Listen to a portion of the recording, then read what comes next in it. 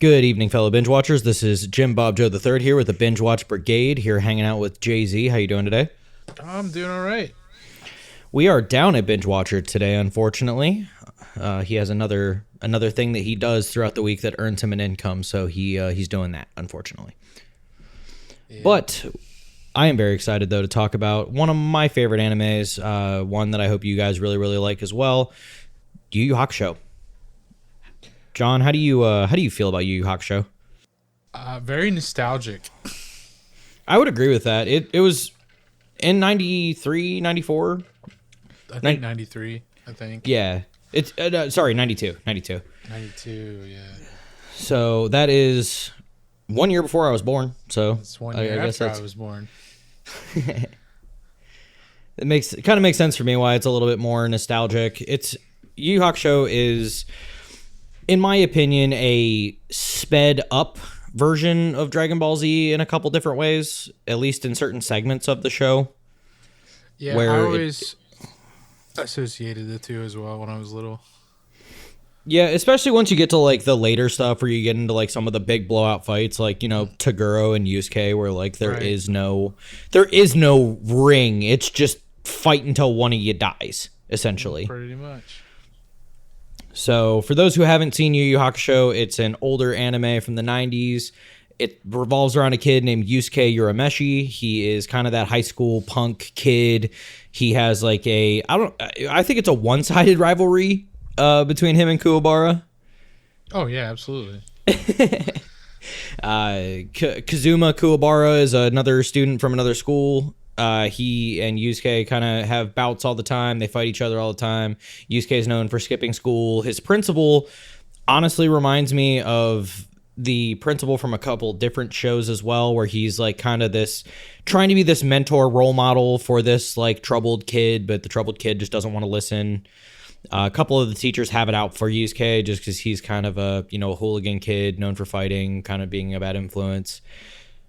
But there are some really big shots in the very beginning where you see that he does have a lot of a code to him. You know, like there's the scene where the two kids are sitting there and the one kid robbed another student because he said it was Urameshi's cousin and he took his wallet, and Yusuke ends up basically confronting the kid saying like, oh yeah, like you think you're gonna like use my name and like steal some kid's money, and he's like, that's not cool. He's basically, gonna beat him up for stealing somebody else's money, and then that piece of shit teacher comes up and basically starts talking shit to him, essentially. Yeah, I hate that guy. Yeah, I do too. That guy is a piece of shit. Because he even frames Yusuke at one point, but there's a big thing that happens in the very beginning, which is Yusuke ends up getting hit by a car and dies. So, hold up.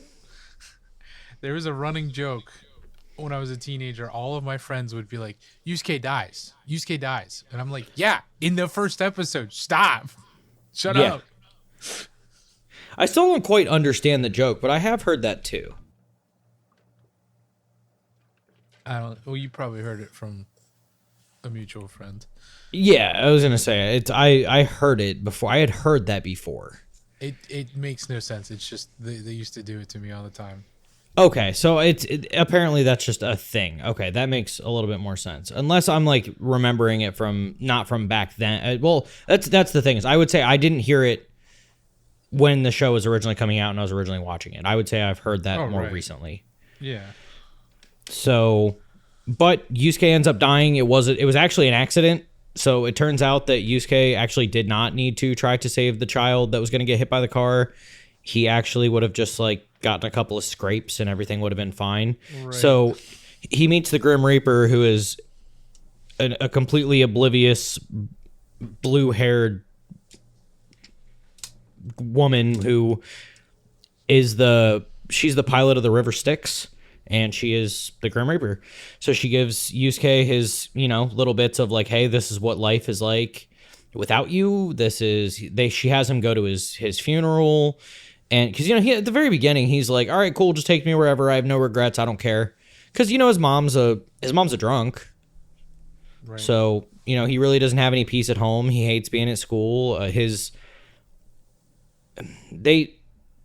Yusuke likes to put on the hard guy, tough guy persona, but his girlfriend Keiko is like kind of like that like glowing light in his life that she is, she's student council president, she's, all these things, and a lot of people wonder why she hangs out with Urameshi, and it's because she sees the good in him and she really wants to help him. They've been friends forever. Yeah, they family friends too. Her parents love him. Yeah, absolutely. Well, because they run a ramen shop and he's like known for being in there all the time, and which makes it even better whenever he takes over Kuwabara's body whenever he's trying to like come back to life. Right. So that ends up being, because that's right after Yusuke's death, and the parents are running the shop as per normal, and Yusuke runs in as Kuwabara and is like, no, I promise, like I'm not trying to stir up anything, like, I just really need to find Keiko. And yeah, they basically chase him out of the restaurant. Why wouldn't you? Absolutely.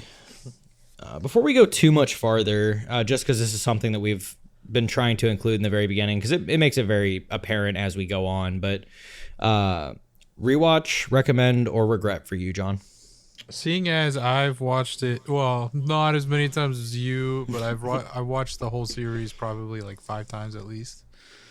I'm in the hundreds somewhere. Yeah. Yeah.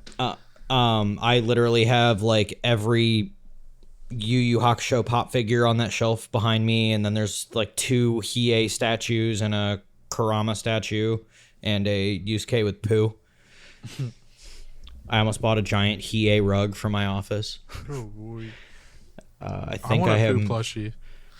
I think I'm up to 3 or 4 Yu Hakusho shirts and a hoodie. Nice. And I think I have a hat somewhere over there. I think. I may like the show a lot. Aaron actually pretty much just said he regretted watching it, just to get a little bit of feedback from Aaron, just so I could say that, we got his thought on it. He basically told me he didn't really feel like he liked the show because he felt like there wasn't a whole lot of character development, too much fighting power-ups. He said it was too much like a typical battle shonen for him, with less character development. He said he thought it was boring and the fights were kind of mid. My argument on what he said, I will say he's not exactly wrong in a couple of aspects, but this is my counter argument: is he's in the very beginning of the show. Here's the thing, though. A lot of people talk about how some of these 90s animes would not last today because they take too long to develop. They're not over the top flashy animation. It's just they don't hold your attention right at the beginning, like say Solo Leveling. I keep going back to it because it is the thing that's ruining anime right now, even though I absolutely love it. But I mean, look at like Black Lagoon. We talked about that show like right at the very beginning, just drags you in. It's from a similar time. Right, but it's a very different type of anime. Plus, it's shorter, so it kind of has to, It kind of has to do that, yeah. Well, and so my thought is that the way that the timeline of this show goes is Yusuke dies. Yusuke has to spend 2, 3, 4 episodes. 3 too many. Yes, coming back to life. And this is where do you want to get into the argument of the live action versus the animation? Because I can go. Seeing as I've literally watched one scene from the live action, I can't speak on it. Okay. So we may need to do a follow-up episode at some point to do a comparison, but I have my thoughts on that. There are things that they changed that I feel like made a lot of sense and were very, very good changes. They made other changes that I wanted to vomit because they took something that they built for the entire show and basically made it a 30-second interaction, and it makes me so upset. And we'll have to get to that when that episode comes because I'll explain why it breaks my heart. Right, we'll probably have to do a couple more of animation. Yu Hakusho first, just because of how much the show covers, or how much the live action covers. And it jumps It jumps a lot. And that goes into more of what I feel like they should have changed and how they could have made it more successful. But that's just from a like borderline Yu Hakusho mega fans standpoint. So the thing that sucks to me is it probably ruined any chance that the anime has of getting a redone version of it, like Rurouni Kenshin. Which I'll be honest though, the Rurouni Kenshin one makes me angry because of like literally in the very first episode I was watching. And she didn't call him Batosai the Manslayer, and she called him something else. I'm like, all right, they already redubbed this wrong. They did it wrong. I'm over it. Done. He doesn't even have the right name anymore. Yeah. She calls him like the Killer, Batosai the Killer, and I'm like, what the fuck is that? Oh, really? Yeah. That's stupid. Manslaughter's lower than murder. Yeah, right? That's funny. But with essentially the way that this show goes is you go Yusuke's death, you spend 5 episodes of him being dead, trying to get back, which that's one thing that I really feel like they did a good job in with the live action. That is one of the changes I happily accepted, was that it didn't take 5 episodes for Yusuke to come back to life. And the way that they brought Yusuke back to life, I thought was a really cool way of doing it versus what they did in the anime. I think it could have been 2 episodes and it would have been fine in the anime. Yes, I agree. They did take a lot of time really showing like the fact that Yusuke was a bigger part of the community than he even felt like, and his funeral really showed a lot of that, like people coming to show respects and everything. Yeah. But right after that happens, that's when you meet 2 of my favorite characters in the whole show. Oh, of course. So there's a Goki, moment where right? yeah, you're funny. Goki, get the fuck out. Goki gets annihilated with a freaking spirit gun to the mouth. Mm-hmm. So basically during the process of Yusuke being dead, he ends up getting the job of spirit detective from the mighty Koema, which is hilarious because he's a toddler, but he's 700 years old. Which is actually really funny that they dragged out the joke as long as they did, because there is something special about the fact that he is still young. But that's kind of besides the point at the moment. But right. With his first job as spirit detective, that was kind of part of him coming back, is that he needs to be an agent for Spirit World and help take out demons and help basically preserve the balance between Demon World and Spirit World, and the Earth Realm being kind of that, spot where people are going to leak through, but trying to make sure that, there's no catastrophe. And there's 3 artifacts that get stolen from Spirit World by 3 demons: Goki, Kurama, and Hiei. Hiei and Kurama are 2 of my favorite characters in this whole show. Hiei is absolutely my favorite character in the whole show. I have my own reasons for saying that I could put any of the other characters, any of the main 4 characters, as my favorite, but no, I would put Kuwabara as my favorite. You get the fuck out of here. Kuwabara and his pinky string of love is... He does some cool stuff. He comes in clutch sometimes, but... My name is Kuwabara, and I've got a sword. My sword. My blade. Sword get long. Sword get long. Well, I mean, you also have to look at the voice actor, too. Like, that makes it even better. Right. Yeah, these 3 artifacts get stolen, and that's where you meet Kurama and Hiei, which Kurama's character, I think, has got one of the coolest backstories of anybody in the group. Kurama is probably the most interesting character, but Hiei is definitely the coolest character. I agree with that. You know what's actually one of my favorite parts that Kurama participates in? And this is like skipping way ahead, but you'll understand why I want to talk about it. Mm-hmm. It's the Battle of the Minds that he has with Kaito. Oh, yes. That was so good. That is one of my favorite whole sections of Kurama in the show, because it's really goes to talk about a lot about his personality and how he really is a genius. He actually uses a lot of logic, and he's really able to keep his calm. Because that's something that they talk about in the very beginning. Because one of the three demons, Goki, is like, I don't understand why we had to like recruit this like redheaded human guy when in reality he's actually an ancient demon that was being chased. He's a fox spirit specifically. He's an ancient fox spirit who is a professional thief because he got bored. Well, his name is Yoko. Well, Kurama. Yoko Kurama, but in the human world, he's known as Suichi. Mm-hmm. So he, during this flee... I was saying for all those Naruto fans out there. Oh.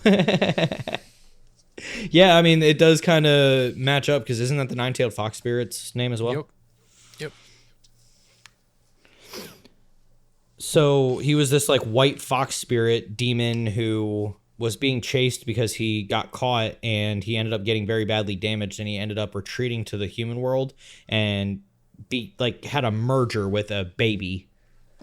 So he now lives within that human. So they don't really talk about it very much of like how much he and the fox spirit, because they're definitely individual people. Like they're definitely individuals. Right. Yeah. So they have their own personality within each other, but I almost feel like part of that imprinted on Kurama, if that makes sense. Yeah. So he can be utterly ruthless, but he also has like that human heart side. Which he gained from growing up as a human. Mom, yeah. Yeah. Suichi Minamino. Well, it's awesome like when Goki like basically questions whether or not he's worthy of being there, and then he pulls a rose out of his hair, turns it into a whip, and just cuts down like all the trees. He goes, never mind, you're good. Like, sounds good. Glad to work with you. But when Yusuke's tracking these guys down... Oh, yeah, he definitely vouches for him. How do you feel like it would have gone, though, if Goki and Kurama would have actually fought there? Oh, Kurama would have destroyed him. Maybe. If it took too long, Goki probably wins, but... Yeah. Well, because even I like... don't think it would take too long.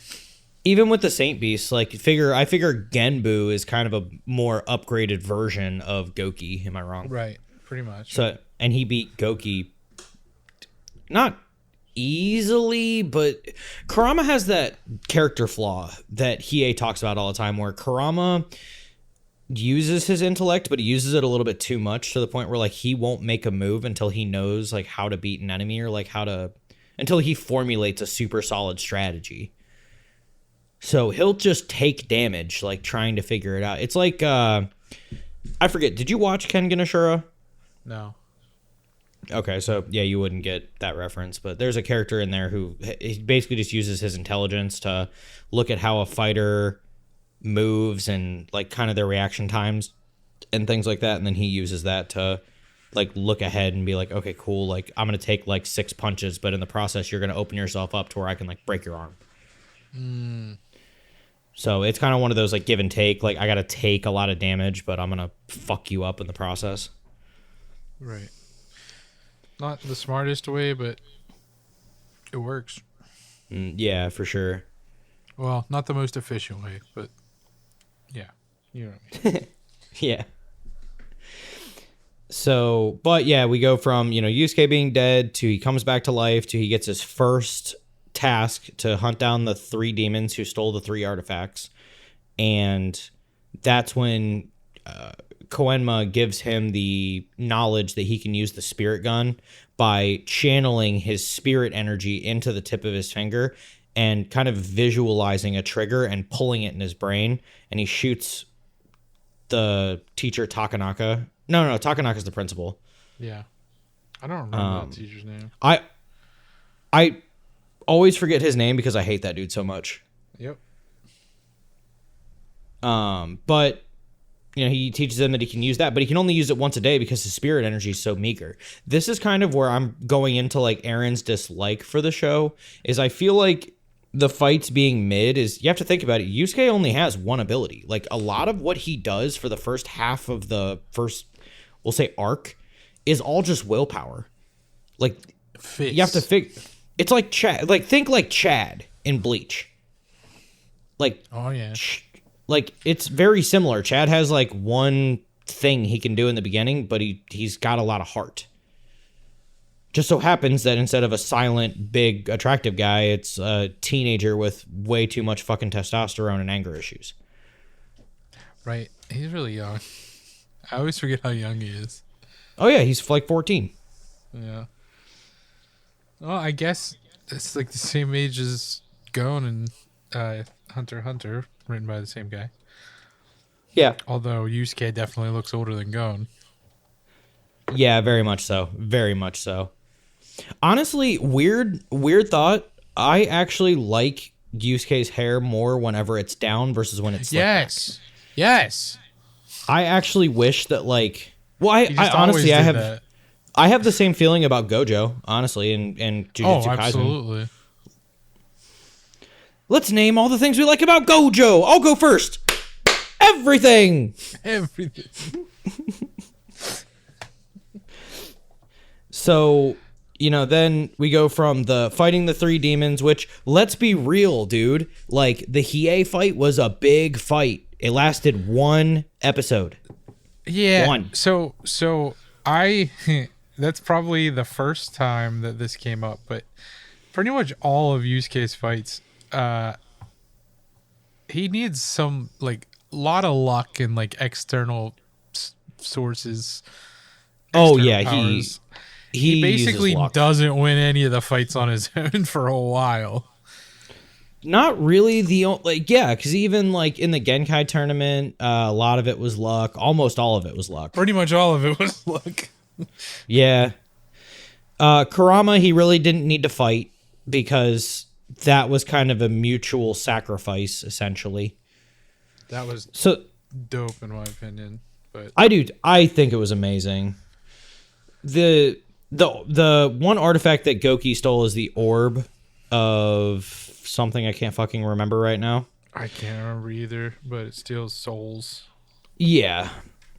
So it basically Goki eats the souls and That's why Goki had to die. He was eating kids. Yeah, motherfucker.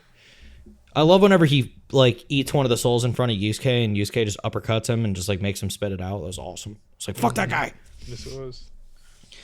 So, he fights Goki and gets the orb back, and then Kurama has the the mirror, and the mirror will allow you on a full moon to make a wish. The only thing is it will grant your wish, however, it requires a sacrifice, and they don't really clear this up either, but basically, if you're going to wish that somebody would live that's going to die, you have to give your own life for that. So Kurama tells Yusuke, like, hey, I don't want to fight you. I just want to use the artifact, and then you can have it.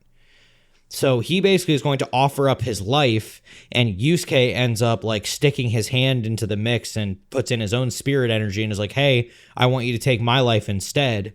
So the mirror actually uses energy from both of them and saves both of their lives due to, like, Yusuke's noble sacrifice. Right. Which is awesome. And the mirror was like, I'm just not going to take your life because of that.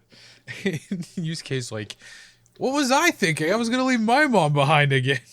That was a funny realization. He's like, oh, damn, like that would have been bad. His mom would have actually like found a way to get to Spirit World and beat his ass. Probably. So going from the three demon fights with those three, and then because like the Hiei fight is wild because Hiei opens up his full Jigan eye and ends up again going into Yusuke's stupid luck. He gave the mirror and the orb to Hiei, and they're sitting there, and he saw the mirror and went, I wonder if I can bounce my spirit gun off of glass. And he shoots it, intentionally missing Hiei, so he thought he had some safety, and then it bounces off the mirror and hits him. And he's like, oh, I can't believe it. And Botan's like, how'd you know it would bounce? He goes, I just figured it out, like, just now. She's like, you put everything you had on luck? He's like, pretty much. And then, I mean, that didn't even finish it. Like, if it wasn't for Kurama showing up. Right.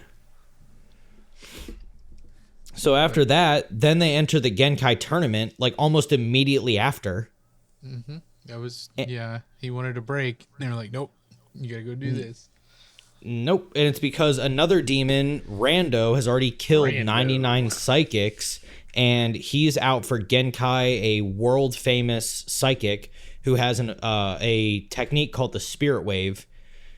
She is realizing that her end is coming closer, so she feels like she wants to pass everything off to a student, which she's never taken a student before. So also, like, I love the comedy in this whole section, and I've said it so many times that Turbo Granny reminds me of Genkai so much. Like a more foul-mouthed version. Yes, 100%. Especially lately. Did you watch the newest? Well, you probably didn't. It came out today. No, I didn't watch that. It's very, very Genkai. Just everything about Genkai really just it's she is an impatient, crotchety old woman who doesn't have time for anyone's shit. So my only problem with Genkai is the voice, because I'm just waiting for her to call Yusuke a monkey. Fair. Because it's also that's Frieza. fair. Yeah. For anyone who didn't get that reference. Yeah, absolutely. Well, so like in the Genkai tournament, literally Yusuke is only there because he has to end up, trying to beat Rando, which, hilarious enough, Botan bribes him with a ticket to the Tokyo Dome to go see monster trucks, if I'm not mistaken. Yeah. And he's like, 3-day weekend or go fight a psychic? She's like, mankind or vacation? He's like, they've got the same importance to me, okay? It's fair. I mean, I could get a 3-day weekend, or I could go fight somebody and almost die. That doesn't sound like very much fun. But, like, Kuwabara's spirit awareness is huge. And they talk about that a lot in the very beginning when Yusuke's dead, because Yusuke is able to speak a lot closer to Kuwabara, and, like, Kuwabara can actually see him. He can't physically see him, but he, like, can sense him. He knows he's there. Yeah, and ever since taking over his body, his spirit awareness went up as well. Yeah, absolutely. Which, I mean, spirit awareness runs in Kuwabara's family. You see that with his sister, Shizuru. Yeah, which his sister, I am so glad she became a character who hangs around, because his sister is fucking hilarious. She is one of the best characters. Like whenever they're in the Dark Tournament arc and they're like, "What are you gonna do, Shizuru? What if he dies?" She's like, "Well, I mean, I don't know. He's gonna die. Like, I can't do anything about it. He needs to fight." And then later on, there's a moment where she like starts kicking his ass because he didn't use like certain moves. Why didn't you do this? He's like, "I'm sorry, sis." So they, he's trying to like get a handle on his spirit awareness. So Genkai, he hears, will basically be able to like help him even it out and be able to use her spirit wave technique to like kind of like turn the level down on his. Yeah. So he just wants it turned down more or less. Yusuke's there because he has to fight. He wasn't even there for the tournament. He just went to see her and stumbled upon it. Right. But I really do like the techniques that she uses for finding a student. Oh, yeah. In the very beginning, everyone's expecting this big test, and she says the first test is the drawing of lots. And everyone's so confused, and they all like pick a lot out. And if your paper's red, you pass the test. Yusuke and Kuwabara both are like, "Don't let mine be red. Don't let mine be red." And then they open it and they're like, "Yippee, I won." Like, kind of sad about it. And then there's those two big ass dudes who come up and they're like, "Hey, like, you can't turn us away because of a piece of paper. Like, we're the strongest of the mountain people. You have to teach us." And I love Genkai's comment to that too, of like, the only difference is the bigger the fighter, the louder they are when they whine. Mm-hmm. And then she blasts them both away with her mind, because she tells them like, why, if you were fit to be my student, why didn't your paper turn red? And it's because she you see her, you hear her thoughts where she says, little did they know that they themselves turn the paper red if they had enough spirit awareness. Right. Or spirit energy specifically. Like if they have enough of it, they'll turn the paper. It's almost like a pH test, Yeah. So then you move on to the next one, which is, I think, a really cool way of doing it too, where each game in the arcade that they have on the premises is set to gauge different aspects of your abilities. I completely understand 2 of the tests. However, I don't the karaoke one. I don't understand what karaoke has to do with any of it. But whatever. I wish that I knew, because there's that one dude. Which, by the way, it's not just me. He has a swastika on his forehead. I was going to bring that up too. He has a swastika on his forehead. Yes. I don't think it has to do with Nazis either, though. Well, but that's just it. If you look at the swastika and you flip it in reverse, that's like an Indian symbol. It's that specific symbol is used like all over the world throughout history for different things, mostly fertility, which is kind of why the Nazis adopted it. There's a history lesson that I'm not going to go into because it takes forever, so let's just continue. Okay, fair. It's, yeah, I mean, it even, yeah, like looking at it just to look for myself, like it's fucking long, like holy shit. Oh yeah. So that dude ends up like getting a really high score on the karaoke game. I love how they call rock paper scissors Jenkin. Yeah. I don't know why. Like anytime it's Jajan Ken. I was gonna say, anytime somebody challenges me to rock paper scissors now, I just want to be like, oh, you think you're hot shit at Jenkin? Get the fuck out. Well, you'll have to later in Hunter x Hunter. You'll have to remember it's Jaja Ken. Okay. Yeah, you'll see. You'll see when I make you watch it. I mean, I'm excited to watch that because it's from the same creator. So, which for those who don't know, so the creator of Yu Hakusho and Hunter x Hunter, he is married to the creator of Sailor Moon. It's fucking awesome. You have to figure the crazy shit that's in their house. I wish that he would just let her do the drawing for Hunter x Hunter because it would not be delayed and go on hiatus constantly. Yeah, I mean, or somebody, but yeah, he wants to do it all himself, but he also wants to do other things. I mean, and he also has he can't be issues. He can't be shown up by Oda that much. Oh, he's like no. By Oda. Oda has a lot of people that work under him that do a lot of the mostly backgrounds and stuff in the manga, so it's not just Oda. Fair. And I mean, we like really can't even include like all the like Looney Tunes animators that came in for, the anime and stuff, because that's all separate. Oh. Yeah. But, during the Genkai tournament, for those, like, there's the Jenkin game, and that's supposed to judge your spirit awareness, which Kuwabara says he's never lost a game of rock, paper, scissors, like, ever. That makes sense. Which makes it even better later on whenever they're in the Dark Tournament arc, and Hiei Kurama and Kuwabara are, they're having a game of rock, paper, scissors to see who gets to go fight next, and Kuwabara wins, and he's like, nope, doesn't count. He is like, no, that doesn't count. He's like, what do you mean? I won. He's like, you threw your answer a split second before us. He's like, how do you know? That was way too fast. And his Jigan eye just glows. He goes, believe me, I know. He was not going to be beaten that fast. He will take the loss, but he is petty as shit. Oh, yeah. Oh, man. But then, after that, that was, you had to pass 2 out of the 3 games to be able to move on to the next trial. So they go through all those trials, and Yusuke really shocked a lot of people too, especially Genkai, because the punching game that they do, because I love the response of like the one dude walks up and he punches it. He's like, what the heck? I always get the high score at my parents' pool house. He's like, yeah, well, that one. They killed me.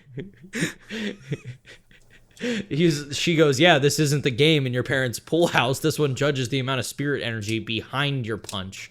And Kuwabara punches. He's like, yeah, not too bad. And he's like, Yusuke's like, I think the machine's broken or something, and punches it and just like destroys his score. He goes, no, never mind, it works fine. Yeah, I think only 1 or 2 people scored higher than Yusuke on that one. Yeah, the guy that Yusuke fought in the 3rd trial was higher than him, and then there was like he was one the other highest, guy. and then I think the guy with the swastika was one of them as well. He was up there, yeah. So after they get through with those trials, then they move on to the 3rd trial, which is a fight, which is the semifinals. Or no, that was the quarterfinals. In the quarterfinals, they basically have a fight in the dark, like it's pitch black, and the one dude, I actually really like this scene a little bit when one of the like assassins for hire who made it to the 3rd stage looks at Genkai and says, hey, so in my line of work, like, people die. And she goes, yeah, I don't have any moral compass on this. And he's like, well, I don't want you to hold it against me if I kill somebody. She's like, no, I will train whoever wins, whoever is strongest. None of that has anything to do with me. What you do with my power is up to you, but you need to win this tournament to earn my power. And she's not going to have a moral shortcoming on somebody being a murderer. So that was actually a pretty nuts scene for me when I was like, oh, she literally like just doesn't care. Yeah, she's pretty like neutral. She's very neutral. But you even see that later on whenever you see the scene where they come up to her about her joining the dark tournament. Like, she basically admits, like, yeah, the only prize I wanted was I didn't want you guys to ever come to me again, because she wants to stay neutral. Right. So, but that section was kind of cool. That's where Kuwabara gets his first ability, because at this point, all he can do is just fight. He has spirit awareness and like some normal strength with some spirit power behind it. He doesn't have any abilities. And the guy that he fights, the sword that he uses is from a holy tree, and it breaks in the middle of the fight. And when Kuwabara grabs it, he's able to use it as kind of like an extension of himself, because of the fact that it's a holy tree, that he's able to use that to like bring forth his spirit sword. Which, that scene in the live action was also kind of cool. Like, the way that they did that in the live action was kind of cool, because they're very different, but I did like it, because it really does represent a lot of Kuwabara as a person, that he is somebody who's not going to let up. And he shows that on multiple occasions throughout the show, that he has a pretty iron will. Oh, very much so, especially in the next arc. Oh, shit. I even skipped over one of the trials where they have to run through that freaking forest. Oh, yeah. That was after the testing and before the fighting. Yeah. And Yusuke's like, I just ran straight. Well, because he was late. Because Wait, there was Genkai supposed said to be a demon in there. Yeah, you mean that bad guy? Yeah, I took care of him. Baldock. I love how he talks like Gollum, and he's like, and I hate the way you talk, and beats the shit out of him. He's like, I've been here for over an hour memorizing your flight pattern. Baldock is sorry. I also like whenever they pan back to it, whenever she's like, wait, boy, you ran straight through the middle? You should have ran into an enormous man bat. Oh, Baldock? Yeah, I met him, but we'll just say he's not going to be much of an issue anymore. And they pan back, and he wrapped his wings around a freaking tree branch, and he's just hanging there. And that was pretty cool, because she realized that like there was way more to Yusuke than she realized. And then during the fight scene in the like the pitch black room, that's where she finds Yusuke talking to Botan, and that's when she realizes that he is Koenma's like spirit detective. And I like her comment too, where she says, I didn't realize I was attracting celebrities. Yeah. Because Yusuke doesn't even realize it, but because of his status as a spirit detective, like, he's kind of a big deal. It's not something they toss around willy-nilly. Like there's only deal. I'm kind of a big deal. I've got many leather-bound books. But I do like how Yusuke wins that fight too, because that goes back to Yusuke kind of being lucky, because him sassing Genkai makes her throw her cigarette. And that guy, in my opinion, that dude was cheating his ass off anyway. He wasn't cheating, but he wasn't cheating according to the rules. Yeah. He designed a helmet, which, by the way, where'd he pull that out of? His ass? Right. He wasn't carrying a bag when he walked in there, and out of nowhere he's got this fucking helmet on. It like blocks off all of his senses, and it's even got like a targeting thing on it so that he can like track Yusuke's spirit energy. Right. So I completely forgot about that, and I watched Star Trek. Wow, Star Wars Rebels, and one of the characters gets blinded. He's a Jedi, and he wears this mask that looks almost exactly like that one. And it basically functions the same. Well, it doesn't function the same way. He's a Jedi, so he could just use the Force to see things. But it just reminds me of that. Okay. I do kind of like whenever he gets a little bit cocky, too, and he, like, opens the one ear flap, because he's like, surrender sounds so much better, like, through my actual ears and not through just, like, feeling your, vocal vibrations. Mm-hmm. Because he gets, like, all cocky and shit, and then, like, whenever they get close, Yusuke slips the cigarette into his belt so he can see him, because he's got that glowing red ember like moving around. Mm-hmm. So that's how he's finally able to spirit gun shoot him in the face and blow up the helmet. So he uses his smarts there, but it was definitely more luck. Well, at the very end of it, it's like, okay, so the next fight's gonna be Yusuke and this other dude. And he's like, what the hell? Like, I just fought. Let somebody else take a turn. She's like, well, you should do better at drawing lots. She's like, well, you at least throw another cigarette or something? She's like, no, we're not going to fight in here. And then they go out to that, like, swamp that's out back. It's like an this ancient one is battleground. super lucky that he wins. Oh, yeah. Well, technically, he gets lucky twice. Yeah. Because of the fact that when he's in his first fight, he is being tracked down by those like homing shurikens that the dude throws, and then while he's running, he like realizes that he's gonna take himself out and the other guy, and he's gonna sacrifice himself. So he tells Kuwabara that he has to win, and while he's full sprinting towards him, he just like falls into that like, little abyss of water. And they're like, "Wow, how'd you know to hide down there?" He's like, "What do you mean? I slipped." Yeah, and because the dude was, he was like charging up his attack, which he didn't need to use at all anyway. The shurikens were going to get him anyway. But because he charged up his attack, the shurikens then just switched targets to him. Yep, because they hone in on the spirit energy. Mm-hmm. Which, that guy actually had a slightly more powerful version of Yusuke's spirit gun at that time, before Yusuke's spirit energy like skyrockets later on. Yeah. Then, whenever he's fighting Rando, who's the demon he's supposed to be finding, which also, just to talk about it, it's kind of hilarious. Earlier on, whenever Yusuke is trying to track down Hiei, Kurama, and Goki, Botan gives him one of his spirit detective tools, which is like a compass that's like a watch that he wears, and he could try to use it to find demons, and as soon as he turns it on, it just starts spinning in circles and explodes.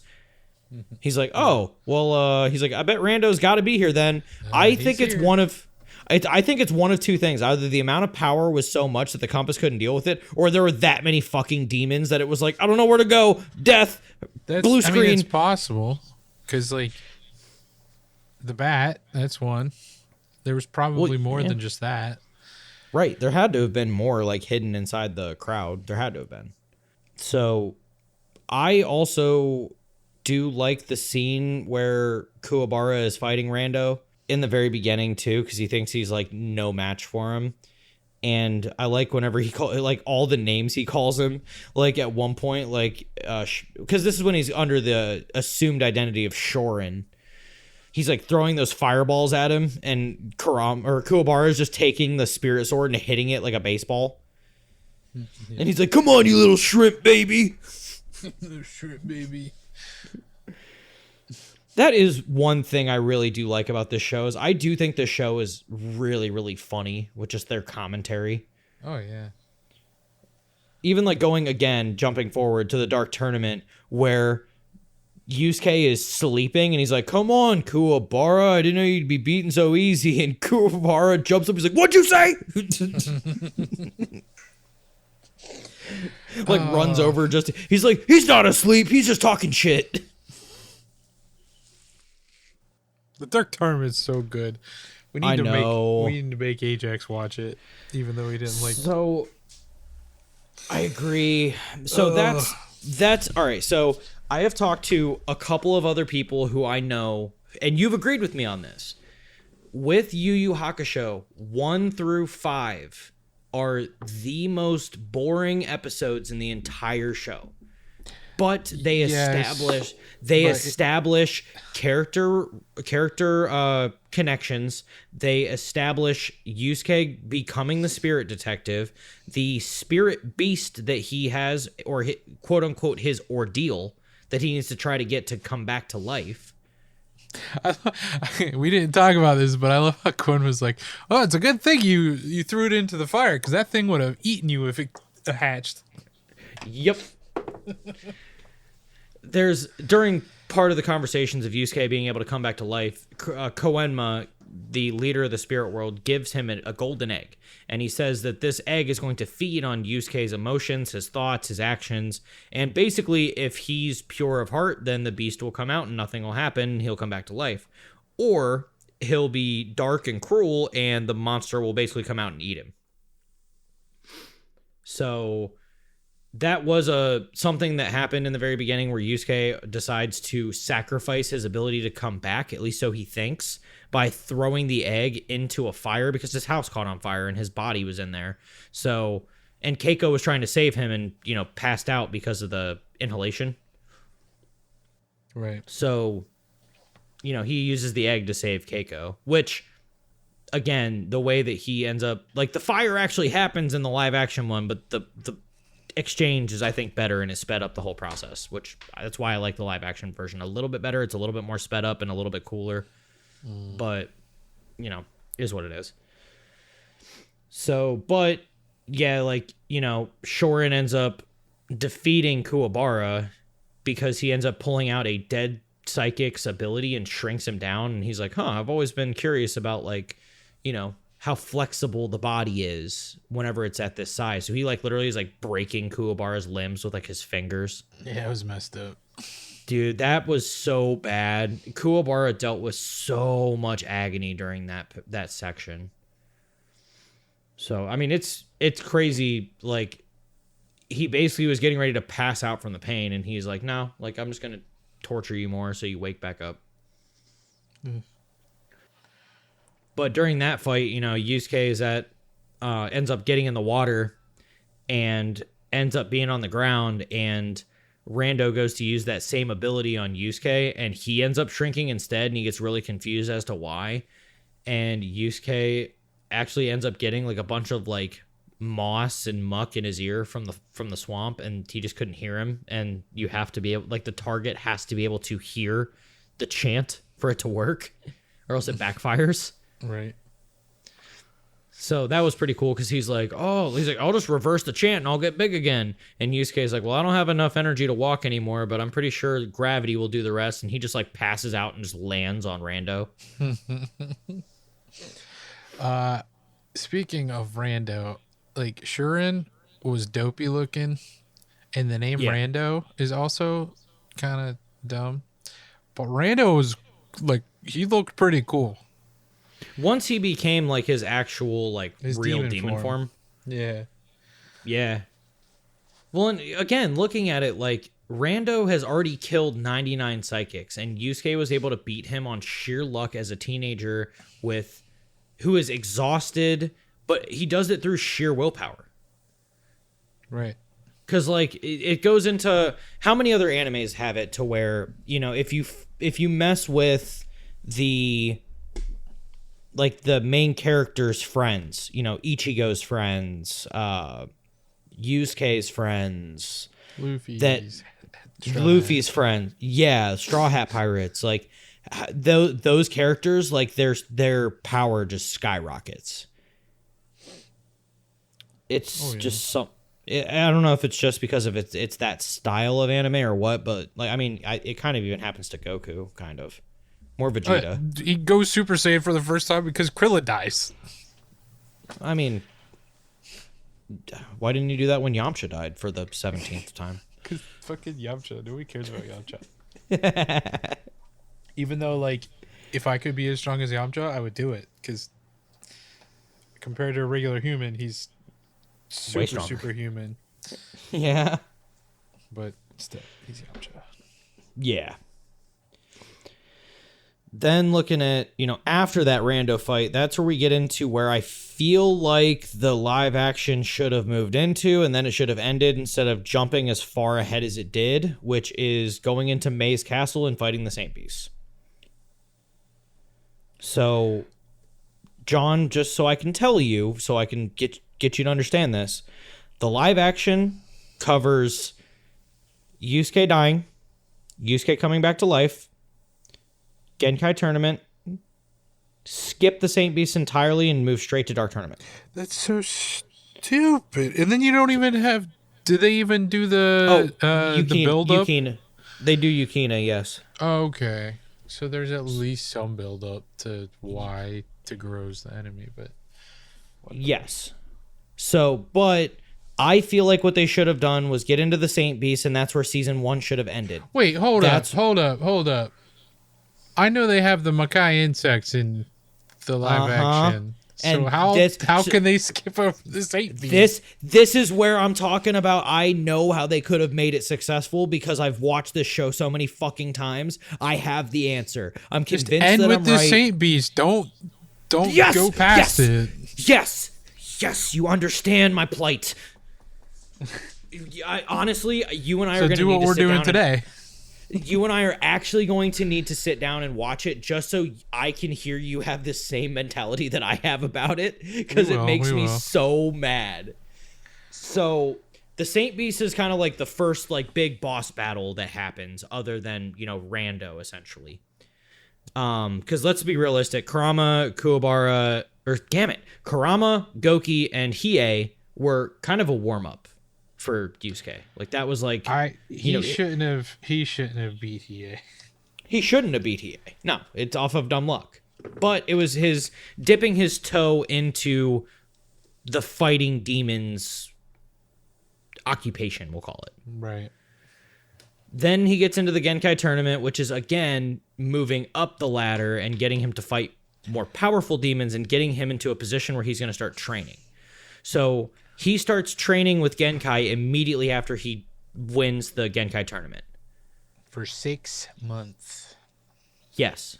Which I still think one of the most hardcore things I see them do is there's two things that I think of every time I think of Genkai just being a fucking slave driver on this, where she has Yusuke balancing on a spike with his fingertip while using like his spirit energy to make a pocket in between him and the spike.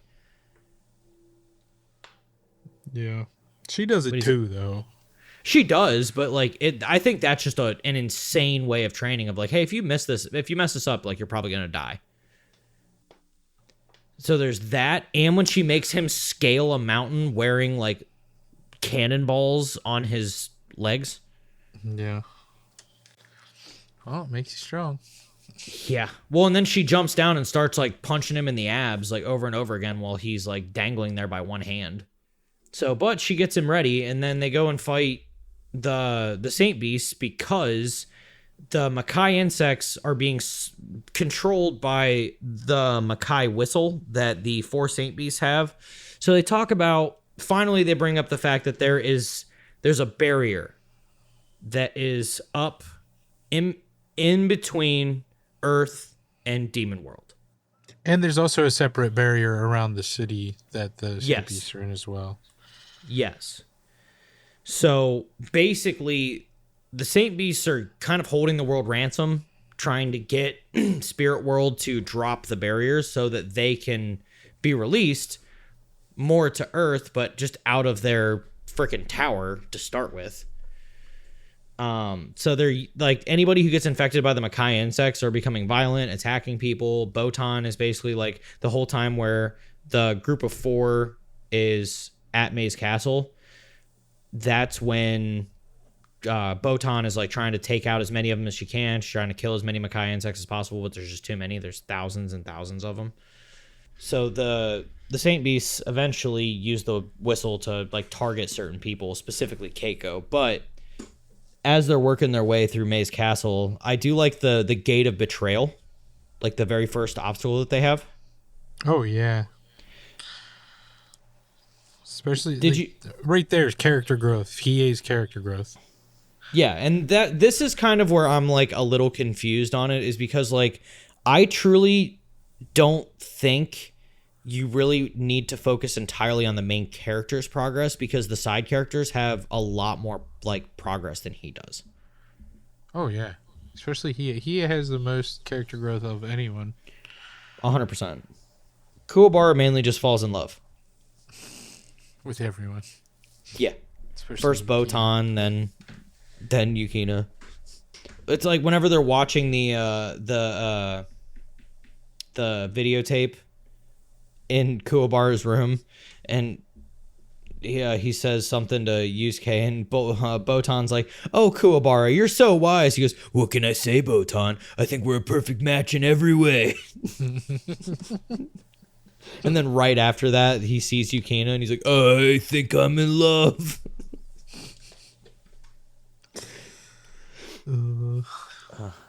So, but you know, Yusuke, Kurama, Kuwabara, and Hiei all go through the portal to Spirit World, or to Demon World, and they all are moving through to the Gate of Betrayal. And that's actually like a pretty nuts trap that they put people in, where the ceiling falls down like one of those, like, you know, comical medieval traps, or even like thinking like back to Star Wars whenever they fall into the garbage compactor, essentially. Yeah. But the way that this gate works is it gives just enough weight to where everybody will be able to hold it, and then it gradually increases ever so slightly. So it's basically supposed to crush your will, then your body.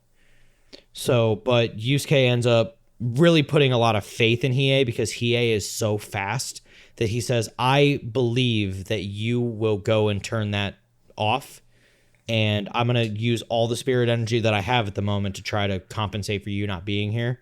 And Hiei runs over, and right before he grabs it, you know, the minion of the 4 Saint Beasts goes, "You know, you don't really have to do this. You could join us and be a demon, and be in command." And as Hiei's kind of backing off from grabbing it, he goes, "Good, the boulder would have killed you anyway."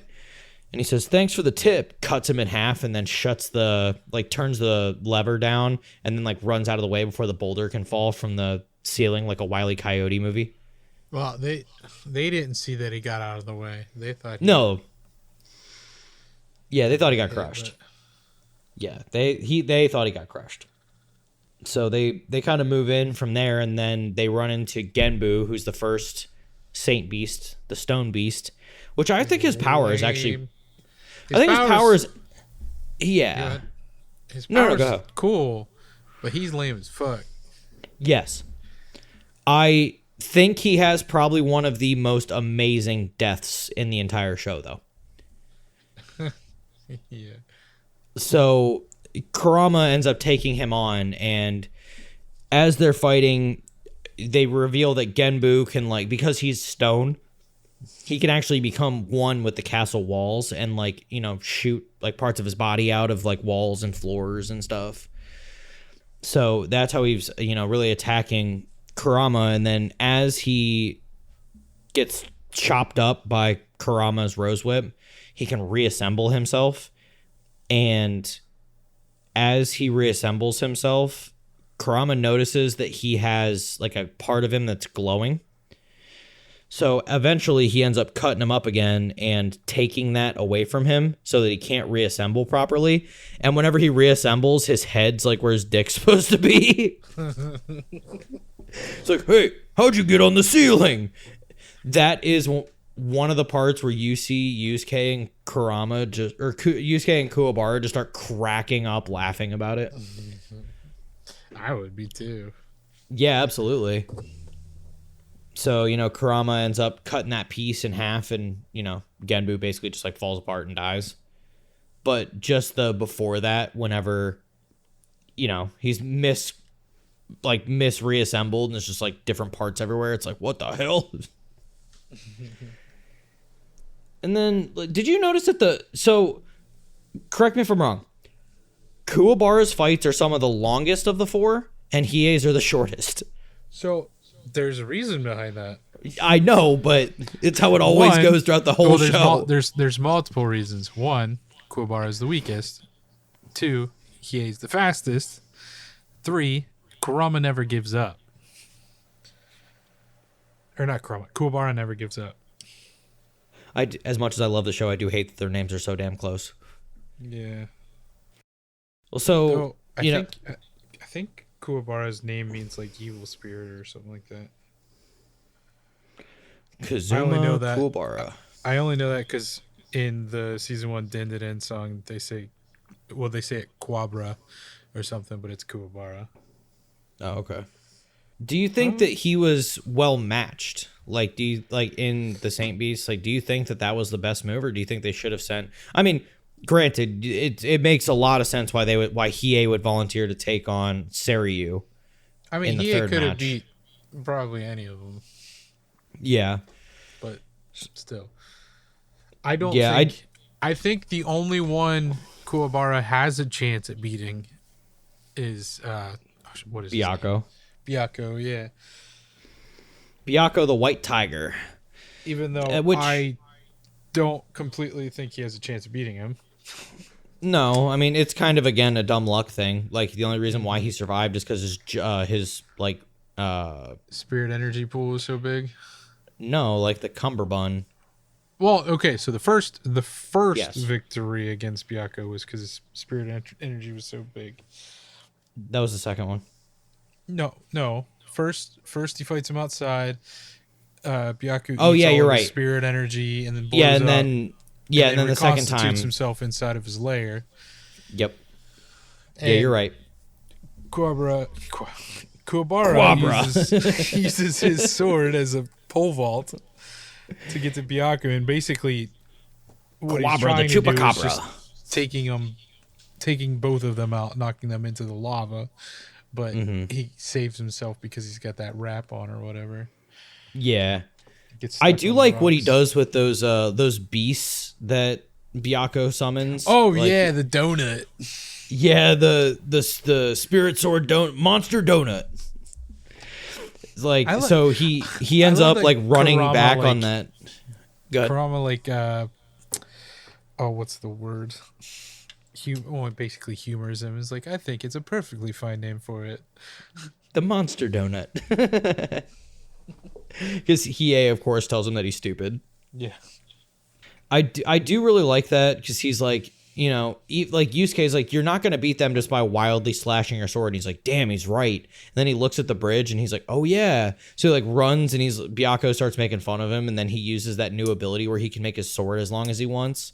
So like he ends up like stabbing through all of them and then runs them around to that tower and then just connects the spirit sword. So they're just like stuck in place now. That was a pretty cool move. That was a pretty cool move by Kuwabara. I don't think he had to do the donut though. No, he didn't. Could have just stuck them all and then just like threw them off. That was my thought too. I'm like, couldn't you have just like pushed them off the bridge? Like, couldn't you just swung the sword and just moved him off the bridge? Right. But Byakuo did give them more spirit energy at that point, made him stronger. So like he couldn't just like. Right. Yeah. So, but in his first death, like you said, Kuwabara realizes that he's growing in size for every time he hits him with a spirit sword attack, because he's steadily draining Kuwabara's spirit energy and putting it into himself, but he like overeats and explodes. I do like when at the end of that he's like, quiet guys, I need to focus, I'm trying to breathe in my spirit energy, and Kurama's like, you got that back as soon as he blew up. So then they have that second fight in the lava room, like his lair. And Kuwabara still fights him, And that's when even like Hiei brings up the fact that Byakko is actually kind of like a bit of a legend because he has a shriek so powerful that he can like break the sound waves or some sound barrier. Oh, and like, yeah, he like breaks down atoms. yeah, his screech is so powerful that it'll break the atoms down, and he like starts destroying all the platforms to get to him. So that's actually pretty cool that like Kuwabara is able to beat basically like a legendary like demon, So they end up saving him, and then they go to that next room, which is Seiryu, who is the ice dragon, which got built up so much, and it ended so fast because it's EA, but still. Yeah, but that's also something that they haven't talked about yet. Is Hiei is an ice apparition? They just don't talk about it. Right. So they have the same. He has the same father as Yukina, who's his half sister, and they are both ice apparitions. Well, specifically Yukina is, but so Hiei's half ice apparition. So in the very beginning of like that section of it, Byakko somehow gets out of the lava and goes back in, basically pleading with Seiryu for him to help Byakko and to take them out, and Seiryu ends up using the ice dragon freaking ability and freezes him and then like breaks his body into pieces. And that actually hit a nerve with a couple people. Kuwabara, for like, dude, Kuwabara has always been throughout the show multiple times. Anytime that like a teammate will attack another teammate, it like strikes a poise with him. But this is kind of a big thing too, where Kurama talks with Yusuke about Hiei's a lawful neutral, but he has a very weird code of laws. Like, they're very hard to understand why he will do certain things over others, because he actually took Byakko's death a little bit more personal than anyone thought he would, because he even like throws his cape over Byakko's head to like try to show respect. Yeah, that was so cool. Well, and then Seiryu uses that ice move and freezes his leg, and Hiei just like literally like tweaks his leg a little bit, and it just like unfreezes. Well, and that was really cool too, because he like uses his speed to attack Seiryu and cuts him into little pieces. And Kurama's like, "How many times did you slice him?" He's like, "Only 13." Yusuke's like, 13? Damn, I only saw 8. Yeah, he's like, "I only saw 8." And he's like, Kurama's like, "I didn't see any." Worse. Yeah.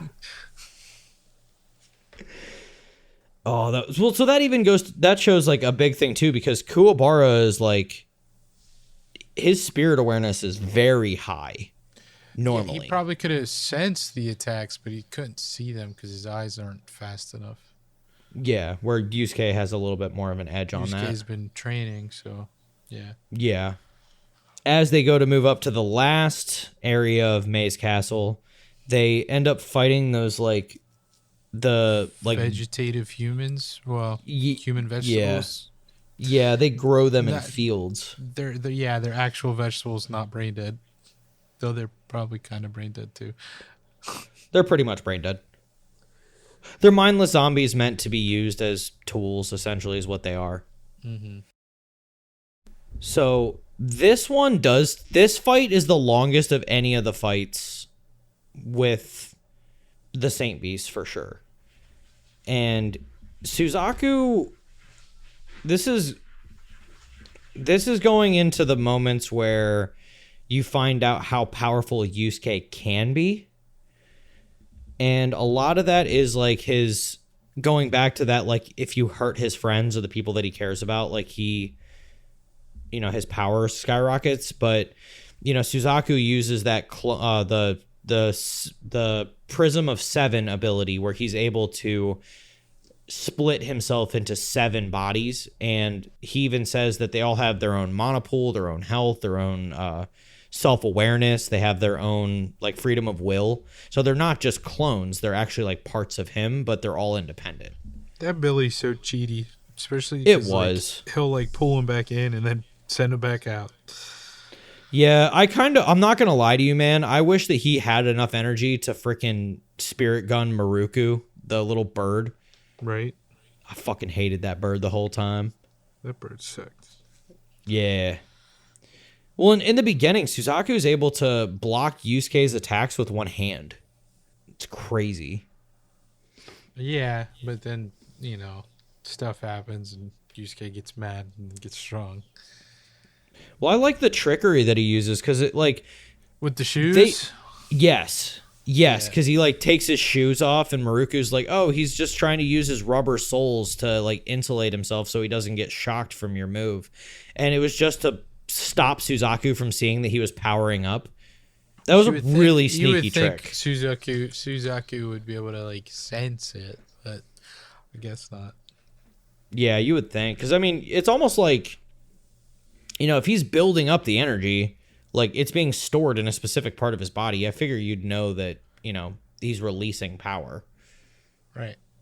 But Suzaku uses the whistle to command all of his little, like, Makai insect servants to go try and kill Yukimura, which is Keiko. Mm-hmm. And it's on, like, a giant monitor behind where they're fighting, so they can actually see it. And, Suzaku's just tormenting Yusuke throughout the entire thing. And that's actually one of the more sad ones, too, is because while he's watching Keiko basically getting ready to die, potentially, there's 2 clones holding him and 5 other ones just continually doing attacks to him the entire time. So Yusuke goes through a lot of suffering, to the point where he actually blacks out from the pain. Yeah, that is messed up.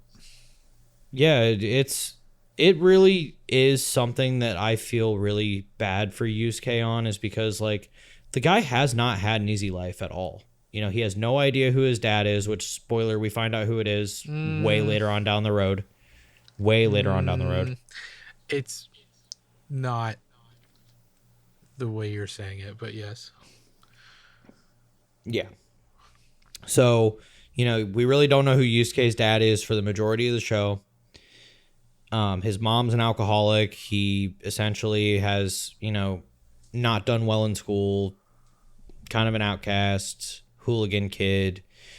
Then he, gets put up against, then he dies accidentally. Then he gets put up against demons when he's not ready. Because even Koenma said whenever he got sent to go deal with Hiei, Kurama, and Goki that he wasn't ready. Like, he needed more training, but he just doesn't have the time because King Yama is coming back.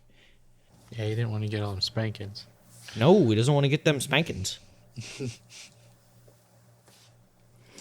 So, Yusuke really, has that out. And then once he finds out that Keiko's still alive because he sees on the monitor that they're fighting, that's when he actually uses his, like, soul energy. Like, he's out of spirit energy at that point. Life energy. Yeah. And his power is immense when he does that. Yeah, but so he basically gives up his life to win that fight again. I know. So that's kind of really where it cements, because they bring it up multiple times. Like, Genkai talks about it, that all you have to do to get the most power out of Yusuke is to hurt or kill one of his friends. And with the defeat of Suzaku and breaking the whistle, that was the end of the first really big arc. And then we get into what I would consider moving into the best parts of the show. So we technically ended at the end of the same piece. I didn't watch anymore. I mean, I don't need to. I know you don't need to. but I figured this is a good ending for this episode. Yes. I knew we were going to be kind of cutting it close time-wise just because of how much stuff happens in this and throughout these arcs. But because realistically it's the revival arc, the 3 monsters, the Genkai tournament, the Saint Beast. Those 4 sections of the show are episodes 1 through 21. 1 through 20. 21. Yeah, 21. So that is honestly what I feel like they should have covered in the live action is 1 through 20 for the episodes that they released. I know how I would have made little changes to keep up with what they were doing. I know how I think it would have been a lot more to cater to the new audience and the old audience, where it's not like, just a remake, because I can see why they made certain changes, and I can definitely feed into those changes in getting us to the Saint Beasts. But I feel like the live action should not have ended with the end of the Dark Tournament. No. It should have ended with the end of the Saint Beasts, and then we would have had room for another season, and it would have made a lot of sense with the changes that they made. And I don't know, I could go on forever about that, but right. I do want to bring something up about the series. I don't know if it's the whole series, but at least this beginning part. I never skipped the intro or the outro the entire time I watched it. I didn't either. I love them both. They're so nostalgic, really but they're really good. Dude, just the very beginning when Botan flies by on her broom or her oar, and you just hear that whoosh. It just like, I don't know, man. It just gives me a warm feeling inside. I also like the midway break, how they always do the chibis. Yeah, and then Yusuke shoots all the eye bat things. Yep, and then Koenma falls out of the sky and lands on his head. Mm-hmm. Yep. I'll put this out there. I'm not a big fan of chibis, but I don't know why. I just absolutely love that. Some chibis are good, some chibis are not. That mid-episode break is very good for me. Every time I hear it, it just makes me laugh a little bit. So is it the boing? Yep, that's what I was thinking too.